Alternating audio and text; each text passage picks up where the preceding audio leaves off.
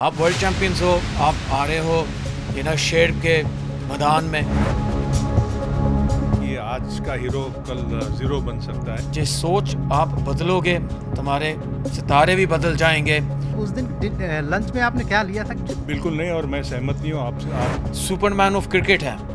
World cup 2023 का सफ़र अब आधे से करीब हो चुका है और अब जब तक की पॉइंट टेबल की काफ़ी चीज़ें तस्वीरें साफ़ हो रही हैं। कुछ टीम सेमीफाइनल की तरफ आगे बढ़ रही हैं जबकि कुछ एक टीमें पिछड़ गई हैं। अब जब आधा सफ़र हो चुका है तो किस टीम के पास कितना मौका है, इस पर बात करेंगे हम। और सबसे इम्पोर्टेंट मैच जो भारत और इंग्लैंड के बीच होना है 29 अक्टूबर को लखनऊ में, इस मैच पर बातचीत करने के लिए मेरे साथ मौजूद हैं यहाँ पर हमारे great Indian cricketer Sandeep Patil ji. आपका बहुत बहुत स्वागत है। धन्यवाद। और हमारे साथ हैं मोंटी पनेसर, इंग्लैंड के ग्रेट क्रिकेटर्स में से जिन्होंने इंग्लैंड में बेहतरीन क्रिकेट खेली और इन्होंने इंडिया में भी बहुत मैच विनिंग परफॉर्मेंस दी है। तो आपका भी बहुत स्वागत है। धन्यवाद। जैसा कि हमने देखा संदीप सर कि हम इंग्लैंड की टीम बहुत शानदार परफॉर्मेंस नहीं कर पाई है इंडिया में अब तक इस टूर्नामेंट में, जबकि वो वर्ल्ड चैंपियंस हैं और अपने खिताब का बचाव करने के लिए आई हैं। दूसरी ओर इंडिया ने जो अब तक परफॉर्मेंस दी है उसने अभी तक बहुत ही बेहतरीन अंदाज में मैच जीते हैं। सिर्फ जीत नहीं है, एक तरफा मैच जीत रहे हैं, सामने वाली टीम को, ओपोनेंट को कोई मौका ही नहीं दे रहे हैं। तो जब अब इस तरह इन दोनों टीमों के बीच मुकाबला है, अगर हम टूर्नामेंट की बात करें, इंग्लैंड अभी थोड़ा डाउन दिखता है लेकिन इंग्लैंड की टीम को कभी भी अंडररेट नहीं किया जा सकता। आपको क्या लगता है कि इंग्लैंड को जब इंडिया टीम उतरेगी तो वो किस तरह से सामना करेगी? क्या कहीं थोड़ा सा उसे कमतर आंकने की गलती कर सकती है? ये तो गलती कभी नहीं होनी चाहिए क्योंकि क्रिकेट का खेल ही ऐसा कमाल का है कि आज का हीरो कल ज़ीरो बन सकता है। और जो प्रदर्शन इंग्लैंड की टीम से अब तक जितने मैचेस है उसमें रहा है, डेफिनेटली मॉरल तो थोड़ा नीचे होगा लेकिन उनको कम आंकना है बहुत बड़ी गलती होगी क्योंकि ज़बरदस्त टीम है और उनके लिए एक अच्छा मौका है टू प्रूव देमसेल्फ, क्योंकि ये पिछले वर्ल्ड कप के विनर रहे हैं। ये सारी बातें, चर्चा, समय भी उनके पास होगा और उनको अभी हारने के लिए कुछ नहीं है। वो तो खेलेंगे पॉजिटिव क्रिकेट क्योंकि उनका अभी काम रहेगा मेरे हिसाब से कि अपसेट करना, और वो वही कोशिश करेंगे जब भारत और इंग्लैंड के बीच में सामना होगा कि किस तरह से भारत को हराया जाए। भारत ने अब तक ठीक किया है, इसका मतलब नहीं कि सेमीफाइनल का दरवाज़ा खुल गया या फाइनल का दरवाज़ा खुल गया। जो काम अच्छा किया है इससे बेहतर काम करना होगा अगर आपको सेमीफाइनल में पहुंचना है। तो इसीलिए ये मुकाबला बहुत अहम रहने वाला है। उसके पहले क्या होता है उसे भूलकर एक नई शुरुआत करनी होगी, नई सोच के साथ उतरना पड़ेगा। और अगर इंग्लैंड को भारत को हराना है तो डेफिनेटली पॉजिटिव क्रिकेट खेल के ही वो हरा सकते हैं। जी, जैसा कि इंग्लिश टीम में हम जानते हैं कि एक से एक बड़े दिग्गज प्लेयर हैं, चाहे जॉस बटलर हों कप्तान, बेन स्टोक्स के रूप में उनके पास दुनिया का बेस्ट ऑलराउंडर है। और जब इंग्लैंड के पास इतने बेहतरीन खिलाड़ी हैं, डेविड मलान है, जॉनी बेयरस्टो ज़रूर कुछ अच्छा नहीं कर पाए इस टूर्नामेंट में, आखिर वो कहाँ कमी उनकी बैटिंग में रह जा रही है जो सबसे तगड़ी बैटिंग लाइनअप मानी जाती है? जिस विश्वास की ज़रूरत होती है, जिस कॉन्फिडेंस की, क्योंकि सारा ये गेम ही विश्वास का है। अगर वो विश्वास थोड़ा कम होता है या डिसीजन और टाइमिंग जो बहुत अहम रहता है क्रिकेट के खेल में, अगर आपकी टाइमिंग गलत हो, आपकी डिसीजन मेकिंग गलत हो, आपकी अगर ताकत बैटिंग है तो आपको बैटिंग करना चाहिए। जैसे बार बार हम मोंटी से हमने सुना है कि लगातार टॉस जीतने के बावजूद उन्होंने फील्डिंग करने का निर्णय लिया, गेंदबाजी करने का निर्णय लिया और वहीं पे वे सबसे बड़ी उनकी गलती होगी।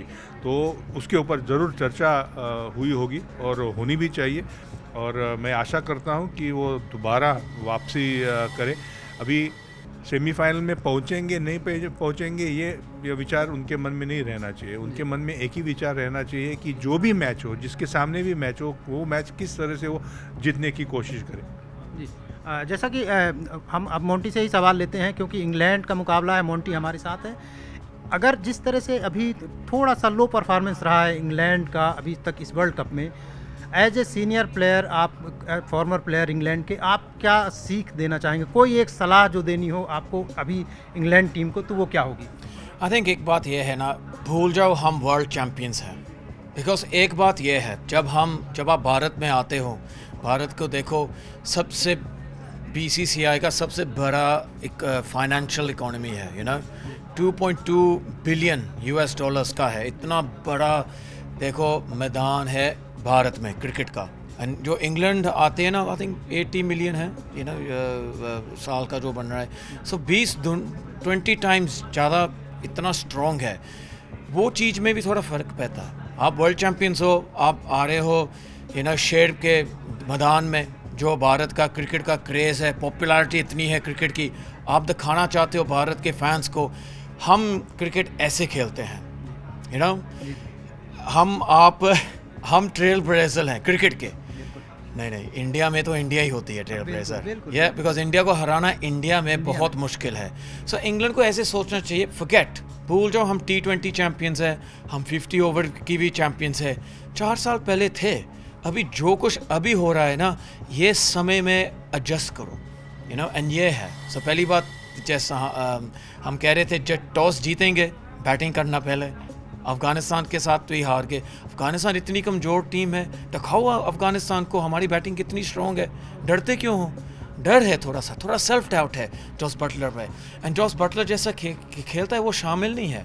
जब राजस्थान रोल के IPL में जैसे खेलता है वो ऐसे खेलना चाहिए, ऐसे सोचना चाहिए। आप ये इंग्लैंड टीम जितने प्लेयर IPL में आते हैं, इतनी ज़बरदस्त खेलते हैं, वैसे क्यों नहीं खेल पाए?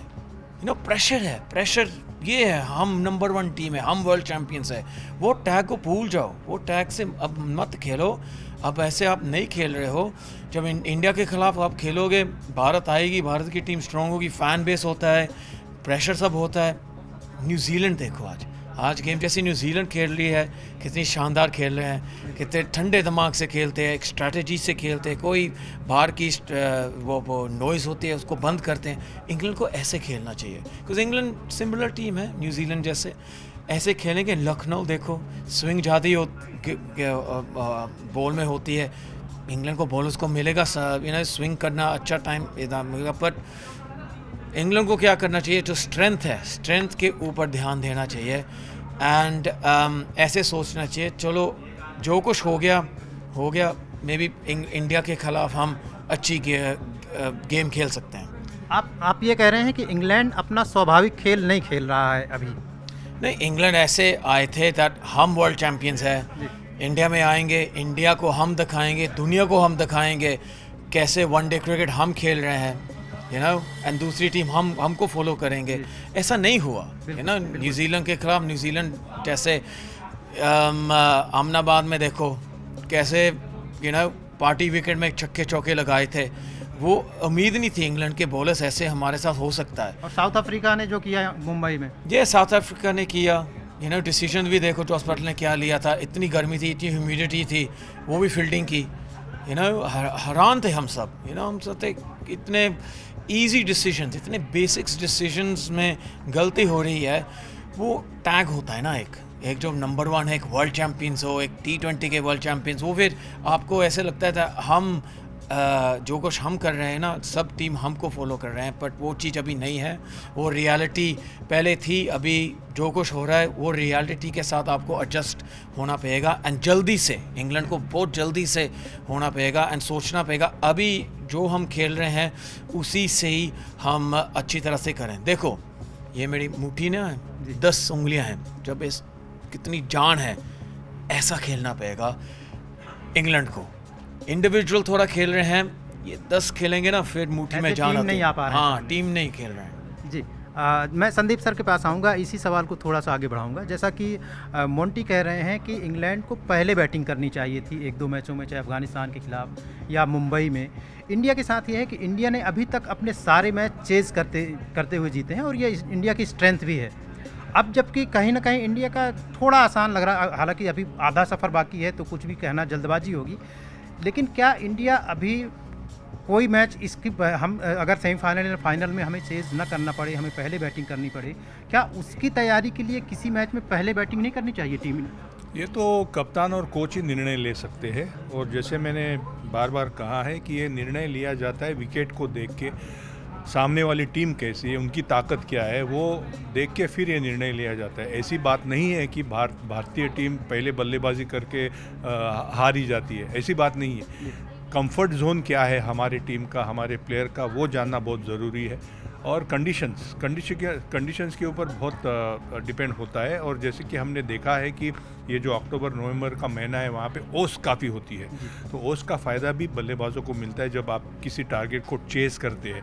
लेकिन हाँ जी, बिल्कुल। जैसे कि अगर मौका निकलेगा तो भारतीय टीम को पहले बल्लेबाजी भी करनी चाहिए और एक अच्छा टारगेट सेट करना चाहिए, और ख़ास करके श्रीलंका की अगर टीम की बात की जाए या नीदरलैंड के सामने जो मैच होने वाले, उनके सामने ये चीज़ हो सकती है।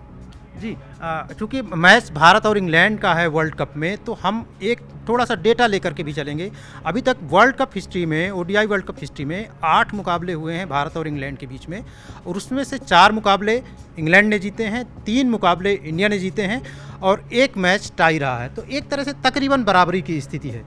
आप चूँकि कोच भी रहे हैं, इंडियन प्लेयर तो रहे ही हैं, जब इस तरह के आंकड़े सामने लाए जाते हैं, चाहे मीडिया में हो, चाहे उसके फैंस, क्रिकेट प्रेमी इस तरह के आंकड़ों पर बात करते हैं, तो ये क्या सिर्फ हेडलाइंस बनाते हैं आंकड़े, या स्ट्रेटजी बनाते वक्त या क्रिकेट टीमें जब उतरती हैं तो वहाँ भी इस तरह के आंकड़ों का भी कोई जिक्र होता है? नहीं, मुझे नहीं लगता कि कोई मायने रखता है ये आंकड़े। ये तो हिस्ट्री में चला गया। हर शुरुआत नहीं होती है, हर मैच की शुरुआत नहीं करनी पड़ती है, चाहे आप बल्लेबाज हो, गेंदबाज हो।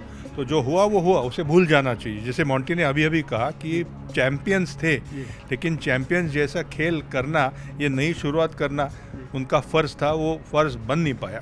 तो इसीलिए ये जो हुआ है 3-4 का आप बोल रहे हैं, इसे तो मुझे नहीं लगता कोई खिलाड़ी या कोई कप्तान या कोई कोच इतना जिक्र करेगा इसका, जब बातें होती है, जब रणनीति बनती है।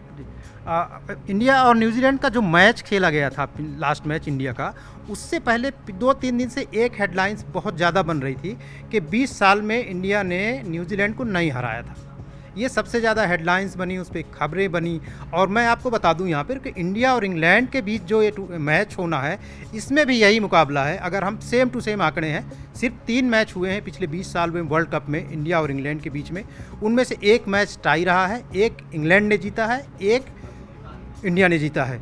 2003 में इंडिया ने जीता था लास्ट टाइम वर्ल्ड कप में इंग्लैंड से, उसके बाद नहीं जीता है। तो क्या इंग्लैंड को इससे कुछ भरोसा जगेगा?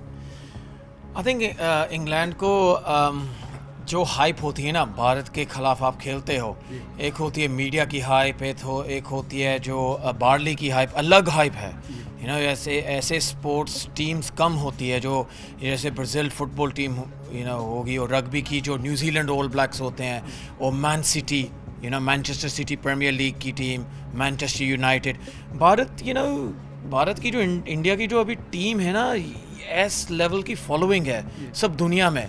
सो जब आप खेलते हो ना, अलग गेम का एटमॉस्फेयर बन जाता है। एंड वो चीज़ क्या होता है ना, हौसला टूट सकता है कोई टीमों का, कोई टीम का हौसला भी ज़्यादा स्ट्रॉन्ग हो जाता है।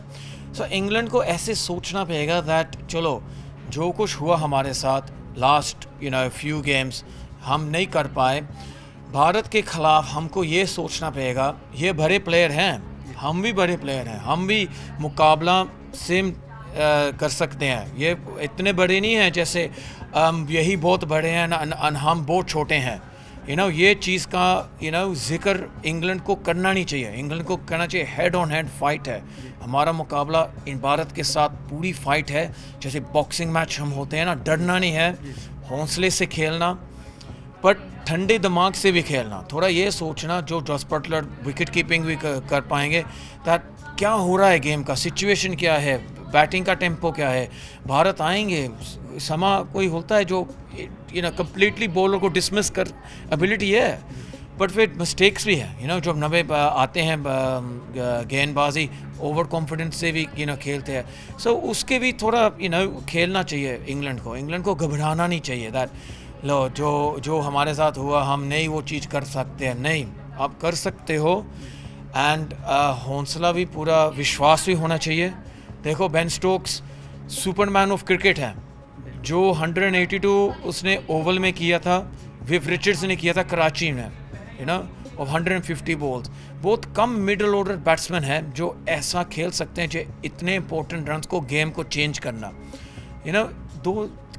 3-4 हफ्ते की बात थी, कैसे इंग्लैंड खेल रहे थे, सब दुनिया यही देख रही थी।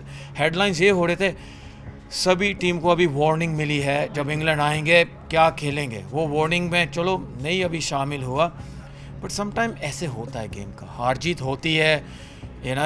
जैसे हम कहते हैं ना, जिस सोच आप बदलोगे, तुम्हारे सितारे भी बदल जाएंगे।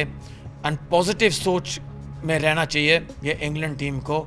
बिकॉज पॉजिटिव सोच में यू नेवर नो, भारत को भी हरा सकते हैं। जी संदीप सर, आप तो 83 वर्ल्ड कप की विनिंग टीम के इम्पोर्टेंट मेंबर रहे हैं, तो उसकी भी बहुत सारी यादें हैं। उसका एक सवाल मैं आखिरी में ज़रूर पूछूंगा, लेकिन उसके पहले एक चीज़ जो मैं कॉम्बिनेशन देखता हूँ 83 वर्ल्ड कप 2011 वर्ल्ड कप जो इंडिया जीतती है, उसमें हमें बॉलिंग ऑप्शन ज़्यादा मिलते हैं, बैटिंग की गहराई भी ज़्यादा मिलती है, और इस टीम में वो वैरायटी ज़्यादा नहीं है बॉलिंग की, लेकिन जो स्पेशलिस्ट बैटर हैं या बॉलर्स हैं वो अपने काम बहुत बखूबी कर रहे हैं। बैटर्स ने अपनी भूमिका इस तरह से निभाई है कि उनको लोअर मिडिल ऑर्डर की ज़्यादा ज़रूरत नहीं पड़ी। बॉलर्स ने जो अंजाम दिया अपने काम को, उसमें भी उनको नहीं लगा कि उनको 6-7 बॉलर की ज़रूरत है इस टीम को। तो इससे क्या फ़र्क पड़ता है? टीम कॉम्बिनेशन, ये सोच से फ़र्क आ रहा है या कुछ? बिल्कुल नहीं, और मैं सहमत नहीं हूँ आपसे। आपने जो भी कहा, मैं तो समझता हूँ कि आज की जो टीम है जो इस वर्ल्ड कप में खेल रही है वो बहुत ही बेहतरीन है 83 से और 2011 से। अभी ये बोलना गलत होगा कि क्या अंजाम होगा या क्या हम वर्ल्ड कप जीत सकेंगे, लेकिन अगर मैन टू मैन आप कंपेयर करें, और कंपैरिजन होनी नहीं चाहिए क्रिकेट खेल में, क्योंकि यहाँ पे कोई बड़ा नहीं कोई छोटा नहीं है। आपको उस दिन जब मौका दिया जाता है आपको अच्छा प्रदर्शन करना पड़ता है, जैसे कि प्रदर्शन हमारी टीम इस 22 वर्ल्ड कप में कर रही है। तो हम यही उम्मीद रखते हैं कि जो काम हमने किया था या जो काम धोनी की टीम ने किया था, वही काम आज की ये रोहित शर्मा की टीम भी करे। जी, और मैं इस बातचीत को हम थोड़ा सा आगे ले जाएंगे, और मैं इस 83 की तरफ थोड़ा सा पीछे ले जाऊंगा, लेकिन मैं जब हम आगे जाने से पहले, और वो मुझे आपकी इनिंग याद आती है। 30 या 31 गेंद में आपने 50 की थी और नॉट आउट लौटे थे, और वो भी जब इंडिया टीम रन चेज कर रही थी। वो आज की डेट में हम लोग T20 मैचेस देखते हैं, और जब इस तरह की इनिंग्स खेली जाती हैं तो उसकी तारीफ में अखबार के पन्ने भर जाते हैं, हम घंटों घंटों शो करते हैं। लेकिन 83 में कल्पना करना भी बड़ा मुश्किल था कि 30 गेंद में 50 रन कोई बनाएगा खिलाड़ी। तो बस मैं ऐसे ही जानना चाहूँगा कि उस दिन लंच में आपने क्या लिया था? क्या इस तरह के बॉब विलिस, इयान बॉथम जैसे बॉलिंग लाइनअप को आपने एकदम बिखेर के रख दिया था? नहीं, आई थिंक ये बात कहना गलत होगा कि मैंने किया, क्योंकि जो पार्टनरशिप हुई थी मोहिंदर अमरनाथ और यशपाल के दरमियान, वो बहुत महत्वपूर्ण थी। और उस टीम में मेरे सिवा ऐसे खिलाड़ी थे, कपिल देव पीछे थे, मेरे पीछे कीर्ति आज़ाद थे, वो भी ये काम कर सकते थे, लेकिन शायद मेरा दिन था और मैच जीतना ये मकसद था हमारे टीम का, ना कोई एक खिलाड़ी का उभरना ये था। तो मैं समझता हूँ कि अच्छा लगा। जी, जैसा कि मैंने बताया कि 83 का वो वर्ल्ड कप का अगर हम इंग्लैंड और इंडिया के मैच के लिए याद करें तो निश्चित रूप से पार्टनरशिप हुई थी, लेकिन उस पार्टनरशिप के बाद भी जब विकेट गिरे तो कम से कम 70-80 रन ज़रूरत थी इंडिया को बनाने के लिए, और संदीप पाटिल सर आते हैं, उसमें बल्लेबाजी करते हैं और उस मैच को आखिर तक जाने ही नहीं देते, बहुत पहले ही ख़त्म कर देते हैं। और कम से कम इस मैच में जब भारत और इंग्लैंड की टीमें लखनऊ में आमने सामने हैं, हम उम्मीद कर सकते हैं एज इंडियन फैंस भी कि कोई ना कोई बैटर इस तरह से आएगा या बॉलर अपने परफॉर्मेंस से इंडिया को इसी तरह की शानदार जीत दिलाएगा। संदीप सर, हमसे जुड़ने के लिए, बातचीत करने के लिए, वक्त देने के लिए बहुत बहुत शुक्रिया। धन्यवाद। और मोंटी पनेसर सर, आपको भी बहुत बहुत शुक्रिया। धन्यवाद।